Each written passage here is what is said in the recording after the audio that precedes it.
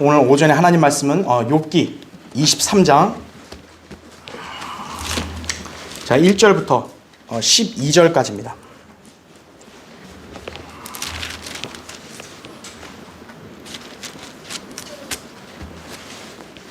욥기 23장 1절부터 12절, 좀 약간 길지만 그래도 이제 설교와 다 연관되어 있기 때문에 제가 읽도록 하겠습니다. 여러분 눈으로 잘 보시고 이렇게 잘 한번 묵상해 보시기 바랍니다. 욥기 23장 1절. 그러자 욥이 대답하여 말하기를 오늘도 나의 원망이 혹독하니 내가 얻어맞음이 나의 탄식보다 더 무겁도다. 오, 내가 어찌해야 그분을 찾을 곳을 알까? 그리하여 그의 자리로 나아갈까? 내가 그분 앞에 나의 송사를 고하고 항변으로 내 입을 채우기 원하노라. 그분께서 내게 대답하신 말씀을 내가 알기 원하며 그분께서 내게 말씀하신 것을 깨닫기 원하노라. 그분이 그의 위대한 권세로 나를 대적하여 항변하시겠느냐? 아니라 오히려 그분은 내게 힘을 돋우어 주시리라. 거기서 혹 의인이 그분과 더불어 쟁론하여 내가 나의 심판자로부터 영원히 구제받게 되리라. 보라, 내가 앞으로 가도 그분은 거기 계시지 아니하고 뒤로 가도 내가 그분을 감지할 수 없도다. 그가 왼편에서 일하시나 내가 그분을 바라볼 수 없고 그가 오른편에서 자신을 감추시니 그분을 볼 수가 없도다. 그러나 그는 내가 택한 길을 알고 계시니 그가 나를 연단하시면 내가 금같이 나오리라. 내 발이 그의 발걸음을 따랐고 그의 길을 지켜 벗어나지 아니하였도다.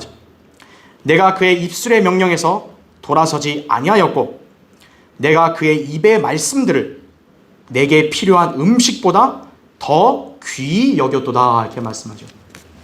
여러분 특히 여기 12절은요. 여러분의 생에 늘 마음에 암송하고 있어야 돼요. 욥이 어떻게 그런 극심한 고난을 이겨냈냐 이거예요. 하나님의 입에서 나온 말씀들을 자기 음식보다 더 귀히 여겼다는 거죠. 그렇죠. 자, 오늘 말씀을 위해서 잠시 기도하겠습니다. 위대하시고 전능하신 아버지 하나님, 참 이렇게 무더운 날씨에 또 이렇게 코로나19 바이러스로 인해서 지금 세상은 무척 살기 힘든 상태에 놓여 있습니다. 그러나 주님께서는 늘 자상하신 손길로 항상 우리를 지켜주시고 또 안전하게 보호해 주시고 우리를 선하게 인도해 주신다는 사실에 우리는 감사와 찬양을 드립니다. 주님, 방금 봉독한 말씀을 제가 또 이제 우리 성도들에게 강론합니다. 주님, 저는 참으로 어리석고 우둔합니다. 이 시간도 성령님께서 제 안에 충만해 주시고 또 저의 입술을 주장해 주셔서 이 준비한 하나님의 말씀을 우리 성도들에게 쉽게 담대하게 더 잘 선포할 수 있도록 역사해 주십시오. 우리 듣는 성도들 이 시간 귀와 마음문을 열고 하나님 말씀에 잘 경청하고 온전히 받아들일 수 있게 해주십시오. 우리 성도들의 어떤 시련과 역경과 또 환난과 공경 가운데서 또 지쳐있는 성도들에게 이 설교 말씀이 귀한 힘이 되게 하시고 또 굳건하게 서는 계기가 될 수 있도록 역사해 주십시오. 오늘 우리 교회에 새로 방문한 또 우리 형제자매들이 있습니다. 주님께서 그들의 생애를 잘 관장해 주시고 우리처럼 이렇게 주님의 은혜 가운데서 가장 풍성한 그런 영적 삶을 영위할 수 있게 인도해 주시고 진리의 지식을 더욱더 확실하게 알고 그 말씀의 기반 위에서 주님을 섬기는 삶을 살 수 있게 해주십시오. 악한 마귀가 어떤 형태로든 이 시간을 틈타거나 방해하지 못하게 막아주시고 저희들이 오직 말씀에 온전히 밀착할 수 있도록 도와주시옵소서. 다시 오셔서 저희를 데려가 주실 주 예수 그리스도 이름으로 기도드립니다. 아멘.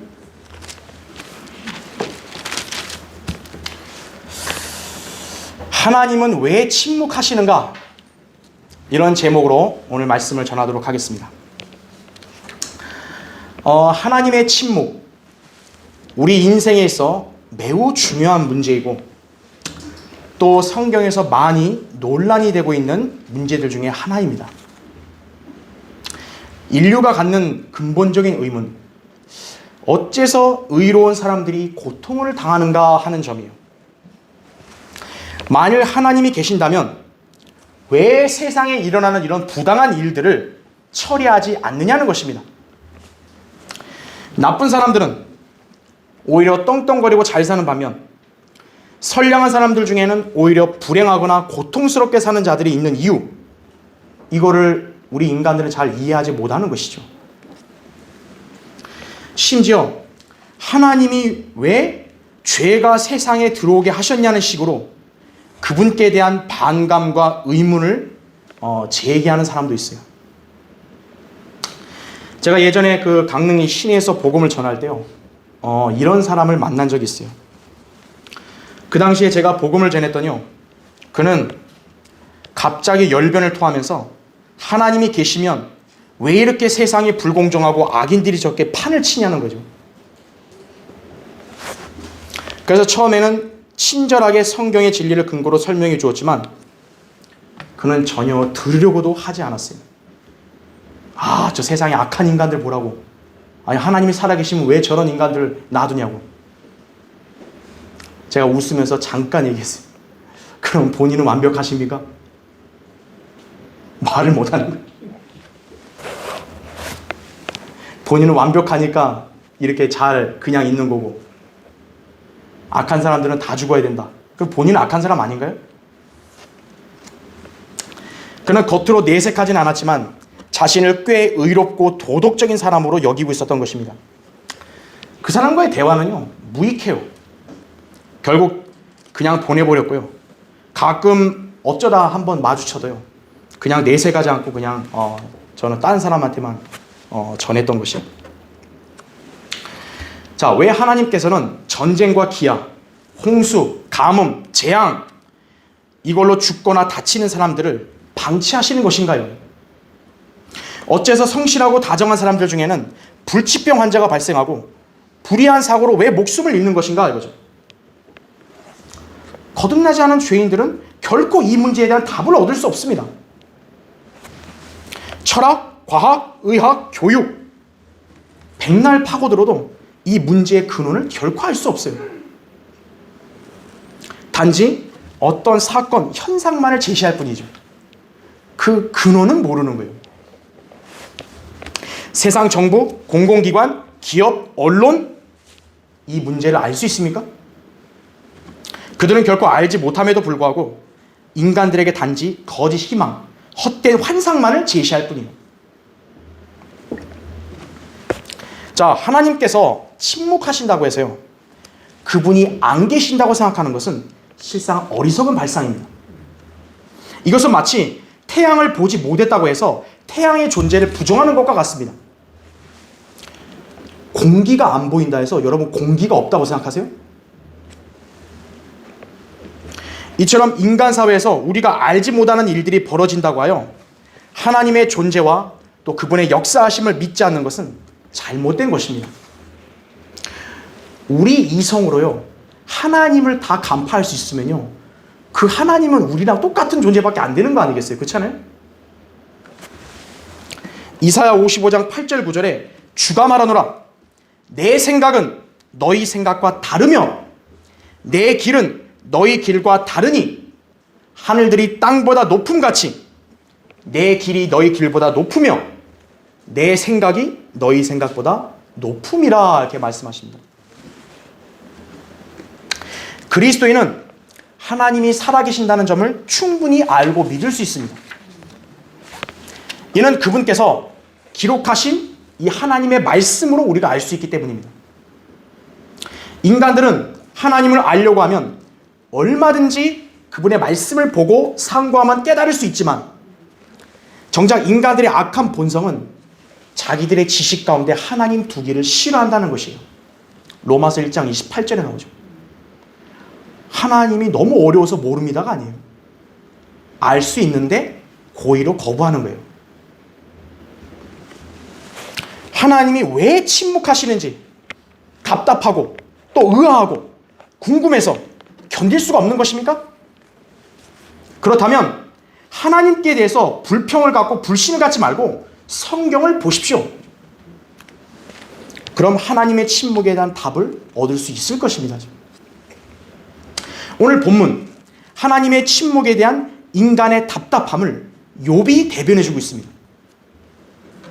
왜 의인들이 고통을 당하고 하나님은 그거에 대해서 잠잠하십니까? 이 질문이야말로 인간에게 가장 기본적이고 핵심적인 질문인데 욥기라는 책이 이 주제를 지금 잘 다루고 있는 것이에요. 누구든 욥과 같은 위치에 있다면요, 얼마나 괴롭겠습니까? 하루아침에 10명의 자녀들이 다 죽었어요. 재산 단숨에 잃었어요. 자기 몸에는 질병이 났어요. 아내가 떠나버렸어요. 기껏 있는다고 한 친구들이 와서는 염장만 질러요.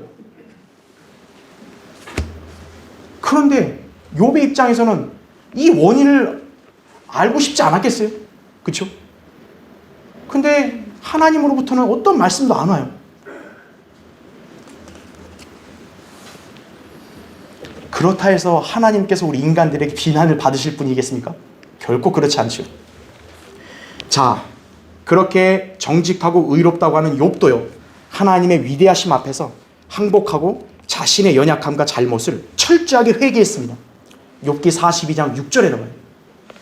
하나님을 두려워하지 않고 양심에 어긋나게 살았던 죄인들,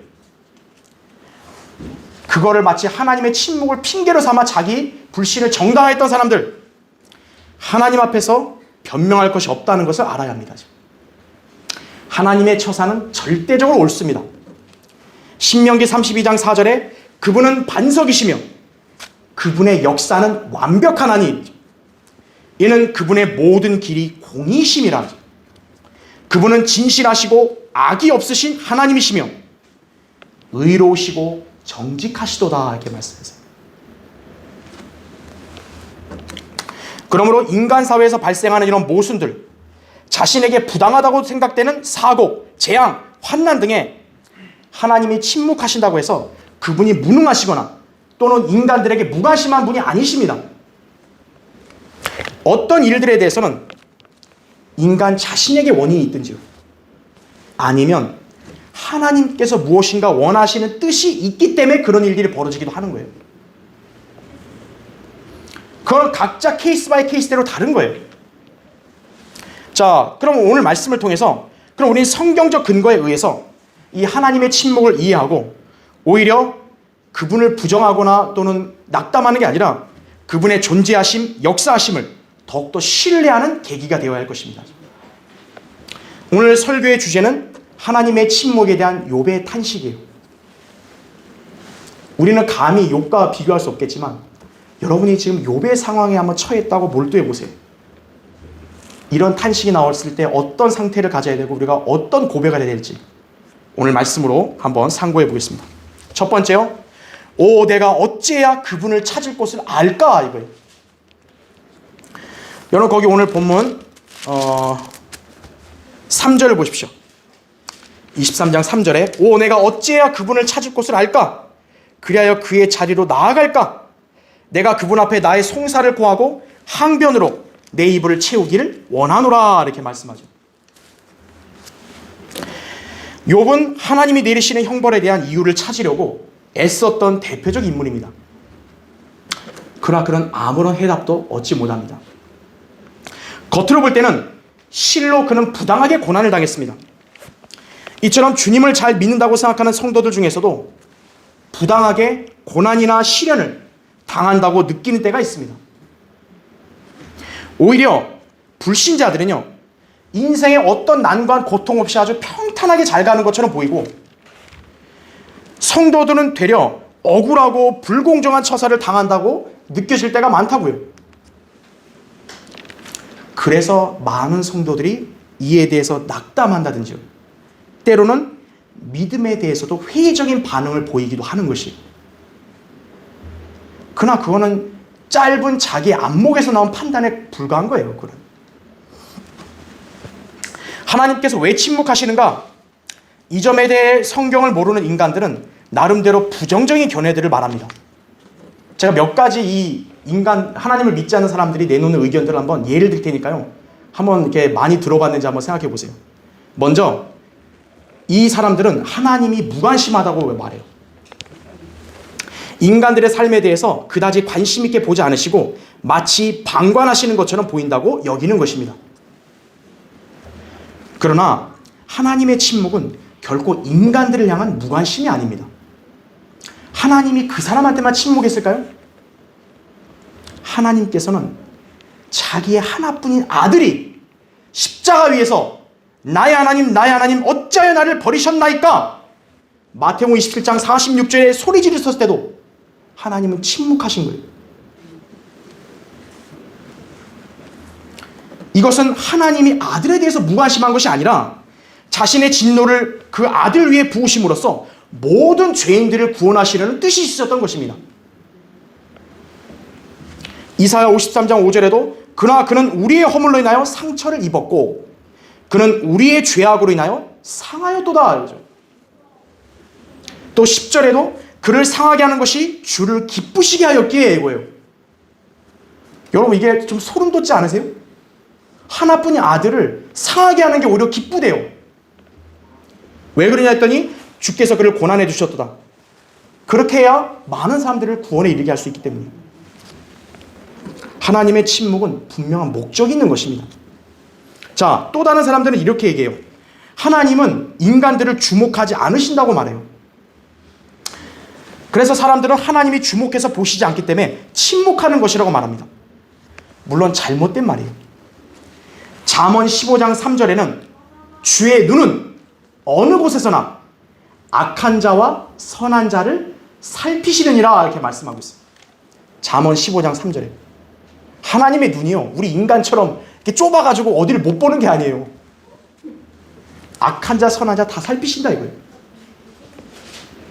하나님은 전지전능하시고 모든 걸 통찰하시는 분이시다 이거죠. 자, 또 어떤 사람은 이런 얘기를 해요. 하나님은 사랑하지 않으신다는 거죠. 사랑하지 않으니까 침묵한다라고 말하는 겁니다. 이것은 주로 절망하거나 불평하는 성도들에게서 나타나는 생각이죠. 그러나 자식을 사랑하는 훌륭한 부모는 무조건 아이 생각대로 움직이는 게 아니죠. 오히려 아이를 더 성숙하고 온전하게 자라게 하기 위해서 엄하게 교육을 시키거나 또는 고통을 통과하도록 지켜보는 거예요. 이와 마찬가지로 하나님께서도 그분의 자녀들을 사랑하는 마음에서 때로는 징계와 고통을 가하시고 그걸 인내하도록 지켜보신다는 것도 아셔야 돼요.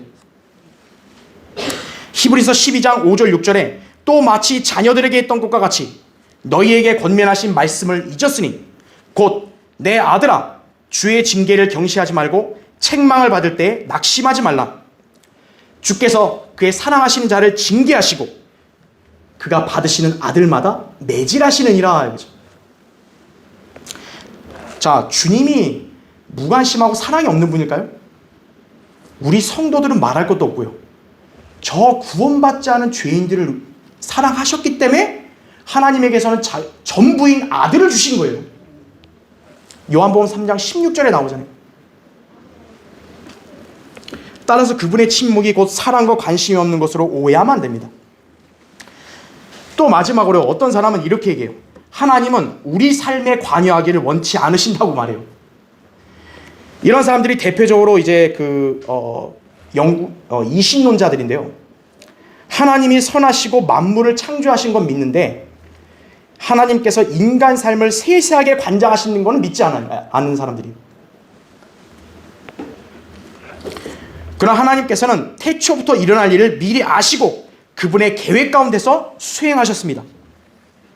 인간들이 지옥의 멸망으로 가는 것을 하나님이 반감만 할까요? 아니에요. 베드로서 3장 9절에 나온 대로 아무도 멸망하지 않고 다 회개에 이르게 하려 하심이라고 말씀했죠. 왜 악인들을 저렇게 내버려 둡니까? 하나님은 자비롭고 은혜로우신 거예요. 한 사람이라도 멸망하지 않고 회개에 이르게 하려고 하시는 거예요. 에스겔 33장 11절에도 주님은 악인의 죽음을 기뻐하지 아니한다 그랬어요. 오히려 악인이 그의 길에서 돌이켜 사는 것을 기뻐하신다고 말씀한 거예요. 그것이 우리 하나님이세요. 우리 인간은 우리에게 원수거나 우리가 미운 사람들은 그냥 빨리 그냥 망하기를 원하잖아요. 하나님은 그런 거 아니에요. 그분을 대적했던 죄인도 회개하고 예수 그리스도께로 나오면 하나님은 누구든 다 구원하시는 거예요. 그래서 오래 참아주시는 거예요. 이처럼 하나님이 침묵하시는 것을 인간의 편협한 안목과 식견으로는요 결코 알 수 없습니다. 오늘날 소위 지성인들, 유명 인사들, 종교인들, 성경의 하나님을 부정하면서 세상과 인간의 운명을 우연에 맞추고 있는 거예요. 심지어 하나님을 믿는다고 하는 교인들도 성경의 하나님이 아닌 교회 생활, 직분, 인간 지도자 등을 신뢰하면서 자기 인생을 거기에 걸고 있어요. 그들은 결코 하나님의 침묵을 이해할 수 없습니다. 주님에 대한 굳건한 믿음도 가질 수 없어요. 왜죠? 그런 거 신뢰한다고 해서 그 사람이 위기나 역경이 없는 게 아니거든요. 자, 욥은 비록 훨씬 이전 시대에 산 사람이었지만 오늘날의 저 우상 숭배자들, 종교 지도자들보다 더 뛰어난 영적 안목을 가진 성도였습니다. 그는 자신에게 일어난 일을 결코 인간의 지혜나 지식, 종교로 바라보지 않고 인격을 지니신 그분을 찾고 있는 거예요. 방금 우리 3절 읽었죠. 오, 내가 어찌하여 그분을 찾을 곳을 알까 이거예요. 자기의 문제에 대해서 다른 걸 찾은 게 아니에요. 그분, 인격을 지닌 하나님을 찾은 거예요. 그는 하나님께서 모든 것을 주관하신 것을 믿는 것입니다. 단지 그는 자신에게 일어난 그 일의 연유를 잘 모르니까 그분을 만나고 싶은 거예요. 그래서 그분께 말씀을 듣고 싶었던 것이에요.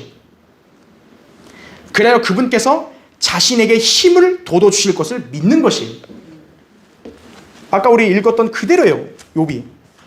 그분이 그의 위대한 권세로 나를 대적하여 항변하시겠느냐? 아니라 그분은 내게 힘을 돋워주시리라 이거예요. 여러분, 우리는 욥보다 훨씬 좋은 여건과 위치에 있다는 것을 알아야 합니다. 욥은 자신의 처지를 하소연하고 의뢰하고 기댈 수 있는 중보자가 없었어요. 욥기 9장 32, 33절에 보면 자기를 좀 이렇게 중보할 사람을 찾았는데 없는 거예요. 그러니 자신이 안타까운 입장을 대변해 주지를 못하니까 자기도 괴로운 거죠. 하지만 우리는 중보자가 있어요. 바로 우리 주 예수 그리스도십니다. 하나님은 한 분이시오. 하나님과 사람 사이의 중보자도 한 분이시니 곧 사람이신 그리스도 예수시라. 디모데전서 2장 5절입니다. 여러분은 이제 고난과 어려움으로 괴롭거나 답답할 때 여러분 혼자 감당하는 게 아니에요. 그것을 가져가서 아뢰일 수 있는 중보자가 있는 거예요. 그리고 그런 여러분을 중보하실 변호인, 바로 중보자이신 예수 그리스도가 계시는 거예요. 그러므로 하나님이 왜 나에 대해 잠잠하고 침묵하실까 그렇게만 따지지 말고 그분께서 나의 중보자라는 사실을 알고 그분을 믿고 언제든지 나아가시길 바랍니다. 자, 하나님의 침묵에 대한 욥의 탄식. 두 번째요, 내가 그분을 감지하거나 바라볼 수 없도다 이거예요. 참 너무 안타깝죠. 거기 8절부터 9절을 보세요. 보라, 내가 앞으로 가도 그분은 거기 계시지 아니하고 뒤로 가도 내가 그분을 감지할 수 없도다. 여러분, 이러면 얼마나 참 괴롭고 답답하겠어요. 하나님을 찾으려 했는데 앞으로 가고 없고 뒤로 가도 없대요. 9절에 그가 왼편에서 일하시나 내가 그분을 바라볼 수 없고 그가 오른편에서 자신을 감추시니 그분을 볼 수가 없도다 이거예요. 인생의 갑작스러운 위기, 예기치 않은 그런 난관에 봉착하면 인간은 눈앞이 막막해지게 됩니다. 그렇죠? 이때 의식이 있는 사람은 하나님을 찾으려고 하는 거예요.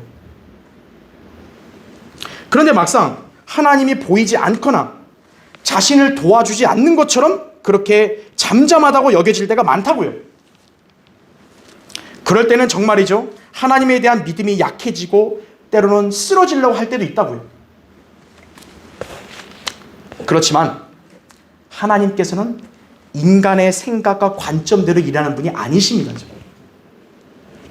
하나님이 어떤 일들에 침묵하시거나 혹은 자신에게 나타나셔서 자신을 구해주지 않는다고 해서 하나님을 원망한다든지요, 불평한다든지요, 나는 이제 그분을 안 믿겠어라고 믿음을 내팽개친다. 만약 그렇게 되면 어떻게 될까요? 누구 손해일까요? 하나님이 손해보실까요? 자신만이 손해인 거죠. 자, 그렇다면 하나님의 침묵에 대해서 그러면 성경적으로 어떻게 답을 우리가 얻을 수 있습니까? 자, 아까 인간들은 그런 잘못된 생각을 가진다고 말씀드렸죠. 자, 우리가 성경적으로 그럼 하나님의 침묵에 대해서는 어떤 답들이 있는가 이거예요. 물론 인간의 개인적인 모든 문제들까지도 다 알 수는 없습니다. 그러나 개괄적으로 우리는 성경의 진리에 따라서 어떤 일들에 대한 하나님의 침묵을 이렇게 진단해 볼 수 있어요. 먼저 첫 번째요. 건전한 상식으로 답할 수 있습니다. 자, 대부분의 어려움들은 우리의 고의적인 죄 때문이에요. 우리의 부주의, 소홀함, 어리석음 때문이에요. 그런데도 사람들은 이것을 우연이라고 부르거나 또는 이것이 자신에게 부당하다고 하나님께 따지는 거죠. 갈라디아서 6장 7절에 속지 말라. 하나님은 우롱당하지 아니하시느니라 하죠. 이는 사람이 무엇을 심든지 그대로 거둘 것이기 때문이라. 왜 나는 병에 걸린 겁니까, 하나님? 왜 난 이런 사고를 당한 겁니까? 케이스가 다르다 할지라도요, 대체적으로 그럴 수밖에 없는 생활 자세를 지녔기 때문이에요. 왜 교통사고가 때로 나기도 하는 거죠? 부주의하니까 나는 거죠. 왜 극심한 질병에 걸리죠? 과거에 잘못된 식습관을 가졌으니까 그렇게 되는 거죠. 왜 저는 대학에 떨어졌습니까? 왜 난 취업이 안 됩니까? 그 대비를 소홀히 했기 때문이죠. 왜 성도들 중에서 나는 다른 지체들보다 믿음이 더 잘하지 않고 왜 난 영적 지식이 빈약한 것입니까? 당연히 믿음 생활과 성경 공부를 게을리했으니까 그러는 거죠. 건전한 상식으로 일단 볼 수 있는 거예요. 자, 두 번째는요. 성경적 관점에서 답할 수 있습니다. 전능하신 하나님의 일에 대해서 보잘것없는 우리가 의문을 품을 수 있습니까? 여러분, 인간이 하나님과 대등한 존재예요? 하나님이 인간들에게 일일이 다 보고를 해야 되나요? 야, 내가 오늘은 이런 일 할 테니까 나 좀 봐줘라. 우리의 생각은 유한하다고요. 우리는 짧게 이거밖에 못 봐요. 하나님은 더 넓게 모든 걸 다 보신다고요. 하나님의 생각은 무한하시다고요. 하나님께서, 그런 분께서 우리 인생에 대해서 무엇이라고 말씀하셨습니까? 불티가 위로 날아가는 것과 같이 사람은 고생하려고 태어났느니라. 욥기 5장 7절이에요. 그분이 우리 인간의 인생을 딱 진단할 때 인간은 고생하려고 태어났다 이거예요. 의심할 바 없이 우리의 인생을 향한 하나님의 계획에는 슬픔과 고통과 시험과 아픔도 들어있는 거예요. 왜 자신만 그런 것들에서 제외돼야 되죠? 다른 사람은 재난을 당해서 죽어도 되고 나는 재난을 당하면 안 돼요?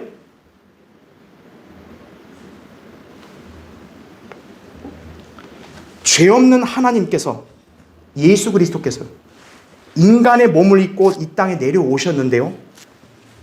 그분이 무엇으로 불려지냐면 슬픔의 사람이요, 질고에 익숙한 사람이라고 불리셨어요. 이사야 53장 3절에 나와요. 하나님의 아들 같은 고귀한 분이 어디 있어요? 그분도 이 땅에서 우리 인생을 살 때도 그분도 슬픔과 질고를 지고 살았다는 거죠. 하나님의 아들이신 분도 예외가 없는데 왜 우리는 다 예외가 돼야 되냐고요.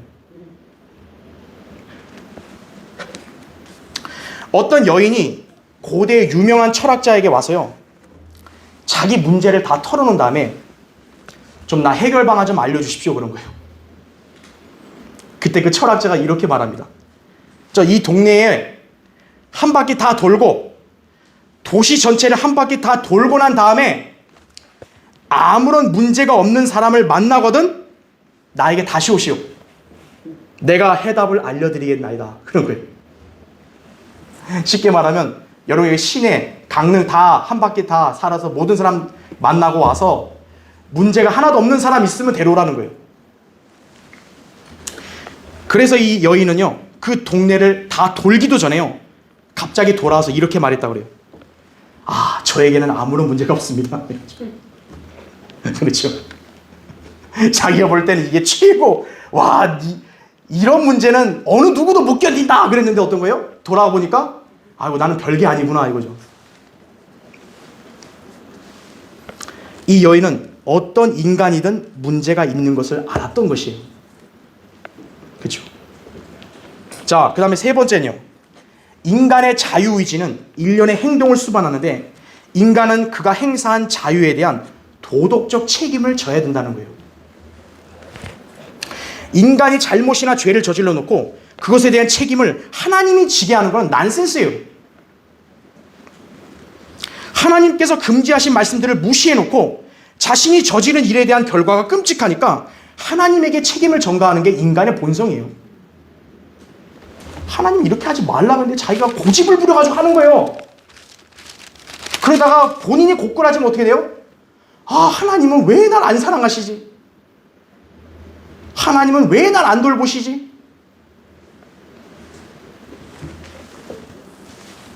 왜 자신이 하나님의 은혜와 사랑을 더욱 향유하지 못하는 것일까요? 아, 어떤 성도는 너무 하나님의 사랑과 은혜가 넘치게 평안하게 생활하는데 왜 난 저렇게 생활을 못할까? 자신이 주님을 그만큼 최우선으로 사랑하지 않고 오히려 다른 것들을 사랑했기 때문이에요. 주님께 헌신하지도 않은 채요. 자기 문제가 있을 때만 그냥 하나님한테 오는 거예요. 하나님께서 은혜로 해결해 주셨더니 하나님한테 손을 들고 빠이빠이 다시 가는 거예요. 본인 길을. 그리고 또 힘들면 와서 이제 하나님 해결해 주셔야 됩니다. 하나님께 요청도 아니에요. 명령이에요. 이거 하나님 해결해 주셔야 돼요. 그런 것은 이기적인 발상에 불과하죠. 하나님의 침묵을 착각하면 안 돼요. 그 다음에 네 번째요. 이게 제일 중요해요. 하나님의 침묵은 영원한 것이 아니에요.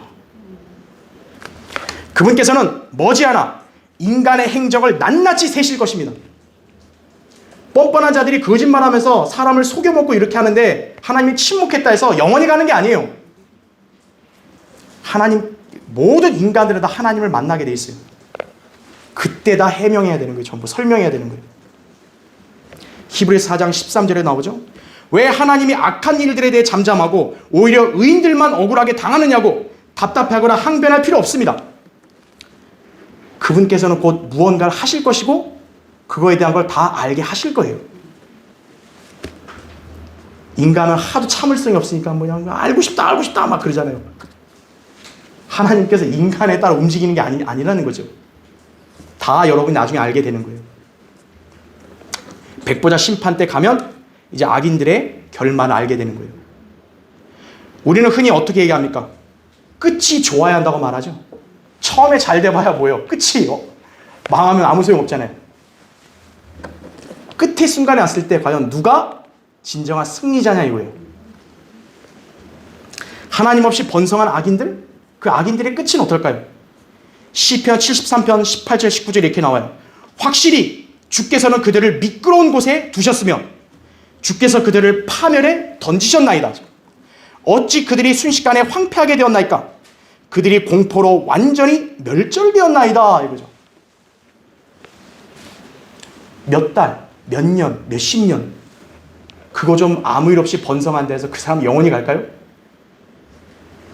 그거 잠깐 지나면 이제 어떻게 된 거예요? 바로 미끄럼으로 꼬꾸라지는 거예요.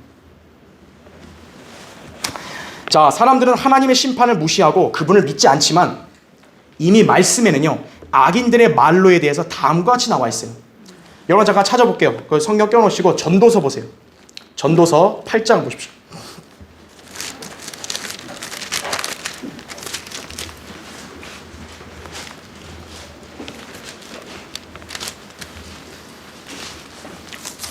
전도서 8장 11절부터 제가 13절까지 읽겠습니다.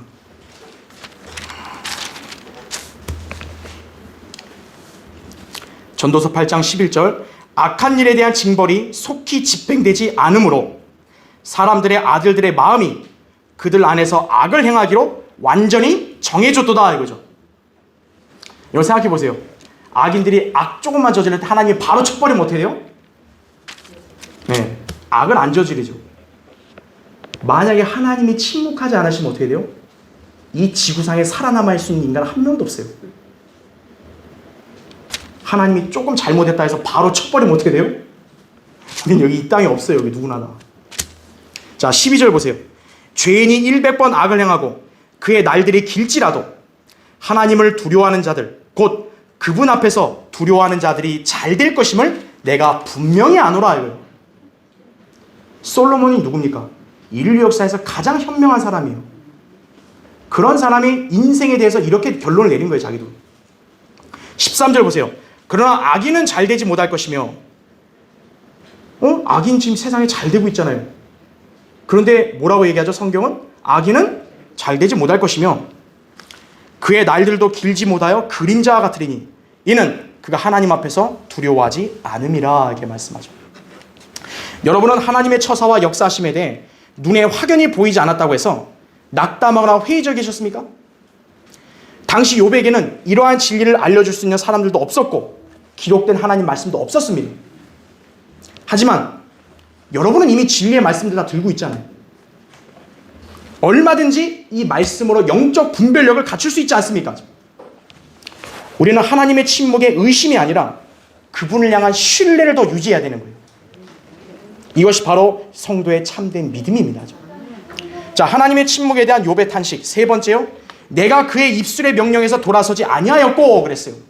오늘 욥기 23장 거의 10절부터 12절 보겠습니다. 자, 10절부터 보시면요. 그러나 그는 내가 택한 길을 알고 계시니 그가 나를 연단하시면 내가 금같이 나오리라 하죠. 내 발이 그의 발걸음을 따랐고 그의 길을 지켜 벗어나지 아니하였도다. 내가 그의 입술의 명령에서 돌아서지 아니하였고 내가 그의 입의 말씀들을 내게 필요한 음식보다 더 귀히 여겼도다. 이렇게 말씀하죠.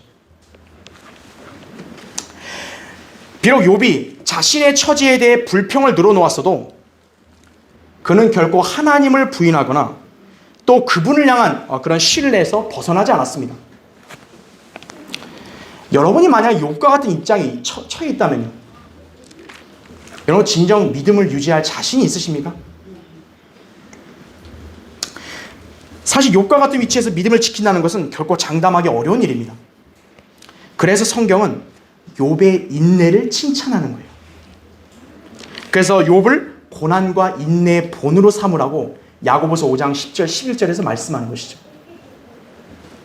자, 성도의 삶에는요 우연으로 되는 것이 없습니다. 특히 성도에게 닥치는 고난과 시련에 있어서는 분명한 목적이 있는 것입니다. 정확하게 알지는 못하더라도 성경을 보면 고난의 원인과 그에 따른 하나님의 다루심, 인도하심 등도 알 수 있습니다. 자, 하나님이 성도들에게 때로는 고통을 주시는 게 그 성도를 미워하거나 정죄하려고 그러시는 걸까요? 고난이 없는 게 아니라 고난 속에서도 힘을 얻고 견딜 수 있는 은혜를 주시는 거예요. 그 은혜는 어디서 나오냐? 하나님의 말씀에서 나오는 거예요. 사도행전 20장 32절에 보면 그 말씀들이 너희를 능히 굳게 지켜줄 것이라고 바울이 고백한 거예요. 그 다음에 고난에 닥쳤을 때도 피할 수 있는 길도 하나님께서 마련해 주시고 발견하게 하시는 거예요. 고린도서 10장 13절에 나오죠. 그러므로 성도는 늘 하나님의 말씀에서 원인과 답을 찾아야 하는 거예요. 다른 데서 자기의 안목으로 이해가 안 된다 해가지고 좌절해버리고 절망하고 하나님을 탓하고 그런 어리석은 모습을 보이면 안 되는 거예요. 욥은 자신에게 닥친 이 극한 고통에 주저앉거나 또는 믿음을 포기한 게 아니라 오히려 하나님께서 자신을 연단하실 것이라고 지금 믿고 있는 거예요. 그러면서 자신의 이러한 믿음을 결코 포기하지 않을 것을 천명하고 있습니다. 자, 어떻게 이러한 굳은 신념이 나올 수 있는 것인가 이거죠. 바로 하나님의 말씀을 인간의 생존을 위한 음식보다 더 귀히 여겼기 때문이에요. 여러분, 사람은 먹고 사는 거에 대해서는 모든 걸 다 하잖아요. 그거보다도 뭐예요? 하나님 말씀을 더 중요시했다라는 거예요. 그 말씀들에서 돌아서지 않았다는 것입니다. 하나님의 침묵을 여러분이 믿음을 포기하는 명분으로 삼으면 안 돼요. 하나님의 침묵 속에서도 여러분은 더욱더 하나님 말씀으로 다가가고 그 말씀을 신뢰해야 되는 거예요. 그리스도인, 자기 육신의 생명을 위한 양식보다도 하나님의 말씀을 더 중하게 여기면서 그 말씀으로 살아야 합니다. 예수님께서도 이렇게 말씀하셨죠. 사람이 빵으로만 사는 것이 아니요 하나님의 입에서 나오는 모든 말씀으로 사느니라. 마태복음 4장 4절에 나옵니다. 우리의 영적 양식, 하나님의 말씀인 성경입니다. 우리는 온전히 기록된 말씀들을 지금 들고 있잖아요. 눈으로 다 보잖아요. 욥은 없어요. 그러나 하나님의 입에서 나오는 말씀들을 자기는 귀히 여긴다 이거죠. 붙든다 이거죠. 하나님 말씀을 붙드는 데 있어서는 여러분이 욥보다 훨씬 유리한 위치에 있는 거예요. 우리는 하나님의 말씀을 늘 먹고 성장하여 주님을 향한 믿음을 굳게 해야 합니다. 이제. 미성숙한 사람이 맨날 투덜대고 따지고 이러는 거죠. 쉽게 낙담하고. 성숙한 사람은 인내하잖아요. 숨은 의도를 더 잘 이해하잖아요. 어른들은. 여러분이 그러한 성도들이 돼야 되는 거예요. 그럼 하나님의 침묵에 대해서 회의적이거나 의심하는 어리석음을 범하지 않는 것이에요. 하나님께서는 왜 그분이 사랑하는 자녀들에게 시련을 주시는가? 하나님만을 의지할 수밖에 없도록 하시기 위함이에요. 믿음에는 시련이 있는 거예요. 믿음은 안락한 침대가 아니에요. 불을 통과하는 듯한 시련이 바로 믿음인 거예요. 근데 여러분이 그 믿음을 잘 통과하면, 시련을 통과하면 어떻게 돼요? 하나님 앞에 칭찬받는 것이에요. 너희 믿음의 시련이 불로서 단련될지라도 없어져 버리는 금보다 훨씬 더 귀하게 되어 예수 그리스도께서 나타나실 때 칭찬과 존귀와 영광을 받게 하려 함이니라. 이렇게 말씀하죠. 베드로서 1장 7절에 나오죠. 자, 이뿐만 아니라 사도 바울 이래로 교회 시대 동안 수많은 신실한 그리스도인들이 극심한 박해와 시련으로 고통을 겪거나 순교를 당했습니다. 로마 카톨릭의 박해로 인해 처참하게 죽은 믿음의 선배들을 보십시오. 비참하게 죽었습니다. 왜 죽었는가요? 믿음 하나 때문에요. 부인하면 살려주겠다 했는데 안 부인하니까 죽인 거예요. 근데 왜 하나님께서는 어째서 그들의 고통과 죽음에 대해 침묵하셨을까요? 주님이 구원받은 성도를 사랑하신다 했잖아요. 왜 사랑한 성도가 죽임을 당하는데 왜 하나님은 침묵하시냐고요. 시편 116편 15절에 주의 성도들의 죽음은 주께서 보시기에 값진 것이로다 그랬어요. 사람이 자기 생명, 목숨 귀하잖아요. 근데 그거보다 더 뭐예요? 주 예수 그리스도를 더 사랑하고 믿었다라는 거죠. 그런 것을 다른 사람이 볼 때는 야, 저 사람 믿는 예수 그리스도는 참 위대하구나. 그렇게 주님이 높여질 수 있는 거 아니겠어요?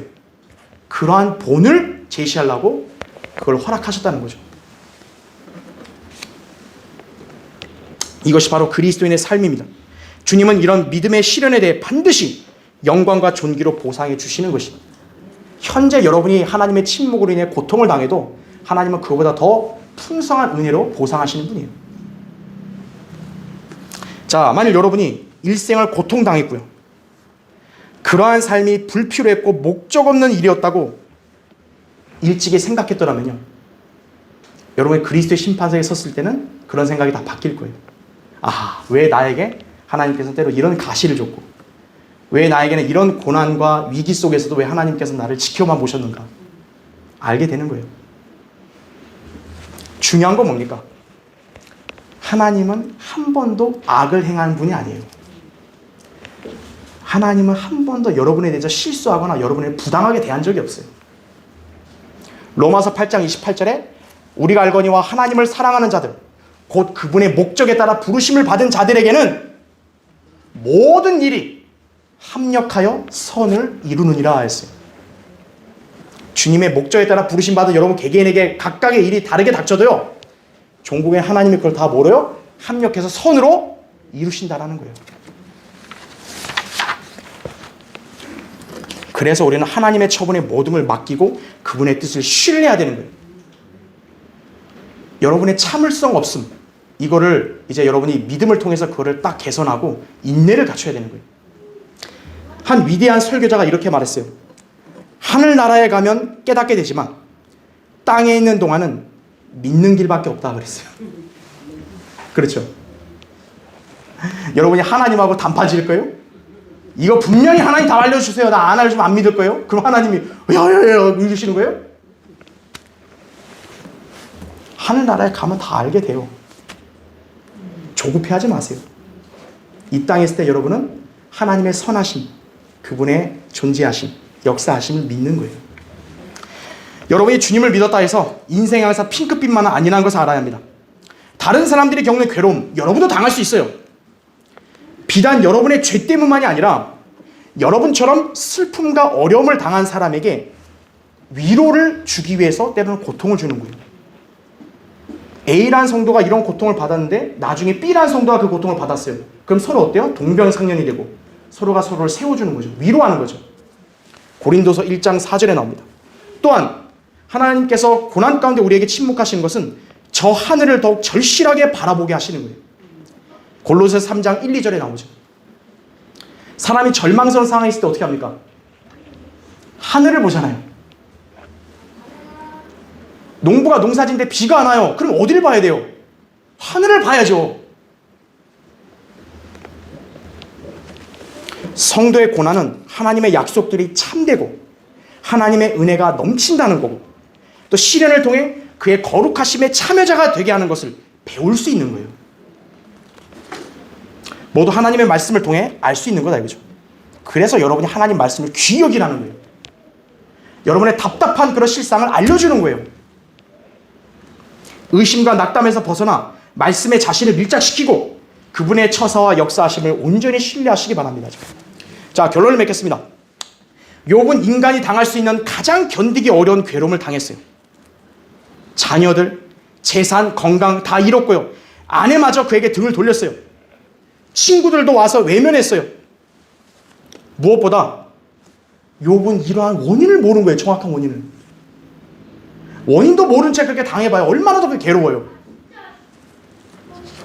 정작 하나님께서도 어떤 말씀 또 욥의 간구에 대한 응답도 없는 상태였습니다. 그런 와중에 욥이 할 수 있는 것이 무엇이었겠어요? 하나님께 아뢰고 그 원인을 알고 싶었던 거죠. 하나님은 왜 아무 말씀도 없으십니까? 그렇죠? 욥은 자신에게 침묵하시는 하나님을 의심하거나 그분에서 멀어지지 않았어요. 오히려 그분께서 자신을 연단시키는 것이기 때문에 나는 그분에게서 벗어나지 않는다고 고백하는 거예요. 그의 이 같은 신뢰가 나올 수 있었던 것은 하나님 말씀을 음식보다 더 귀히 여기고 그 말씀들을 준행했기 때문이에요. 그리스도인은 이미 기록되어 완성된 진리의 말씀이 있어요. 우린 욥이 알지 못했던 영적 상황을 우리는 더 잘 알 수 있어요. 욥 때는 몰랐어요. 하지만 우리는 더 이제 점진적으로 계시가 밝혀졌기 때문에 알게 되는 거예요. 고난 속에서도 우리를 위로하실 수 있고 우리를 중보할 수 있는 분이 계세요. 무엇보다 주님은 성도 각인을 향해 선으로 인도하세요. 이렇게 보장된 말씀이 우리에게 주어졌는데 무엇 때문에 세상 풍조에 휩쓸려서 하나님이 침묵한다니까 본인도 하나님을 의심하거나 왜 좌절하냐 이거죠. 하나님의 침묵에 낙담하지 마십시오. 자신을 기준으로 삼지 말고 하나님 말씀을 기준으로 인내하십시오. 갈라디아서 6장 9절에 분명히 말씀했어요. 선을 행하다가 낙심하지 말지니 쓰러지지 아니하면 때가 되어 거두리라. 여러분이 현재 부당하거나 억울하게 당하는 고난인 시련이 얼마나 됩니까? 다른 지체들의 난관, 환난을 보고서 또는 자신에게 닥친 위기를 보고서 주님의 돌보심과 역사하심에 의문이 들었습니까? 하나님이 나한테 무관심하다, 하나님 나 사랑 안 한다 이렇게 생각하셨어요? 오늘 이 시간을 계기로 해서 여러분 그런 자신의 편견을 다 버리시는 거예요. 여러분이 세상으로부터 잘못 알게 된 왜곡된 사실 다 버리시는 거예요. 하나님은 구원받은 성도를 사랑하신다. 나를 사랑하신다. 모든 일에는 하나님의 원인이 있다. 그리고 하나님은 종국의 선으로 모든 걸 인도하신다. 나는 그분을 온전히 믿고 그분의 뜻에 따르겠다. 이렇게 여러분이 새롭게 다짐하는 계기가 되시기 바랍니다. 자, 기도하겠습니다.